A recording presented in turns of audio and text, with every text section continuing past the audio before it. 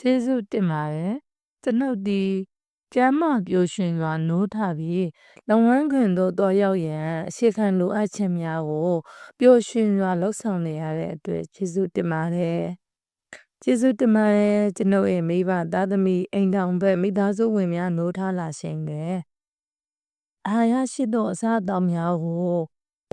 စီမံခွင့်ရအောင်ကျမ်းမာနေတဲ့အတွက်ကိုယ့်ကိုယ်ကိုကျေးဇူးတင်ပါတယ်ကျေးဇူးတင်ပါတယ်ကျွန်ုပ်ရဲ့လုပ်ငန်းခွင်ဝင်ငွေတိုးတက်အောင်မြင်ရန်တက်ဆွမ်းသမျှလှုပ်ဆောင်ပေးကြသောဝန်ထမ်းများနဲ့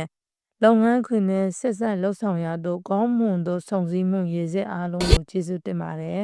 ကျေးဇူးတင်ပါတယ်အေးချမ်းပျော်ရွှင်စွာနှွေးထွေးလုံခြုံစွာနေထိုင်လို့ရတဲ့မြေကြီးနဲ့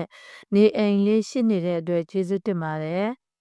ကျေးဇူးတင်ပါတယ်မိမိအားရှစ်ခင်ဂရုစိတ်သူနဲ့မိမိကရှစ်ခင်ဂရုစိတ်ရန်ရှိနေသောအရာအားလုံးအတွက်ကျေးဇူးတင်ပါတယ်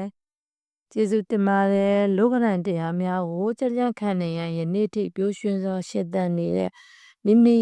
ကိုကျေးဇူးတင်ပါတယ်ကျေးဇူးတင်ပါတယ်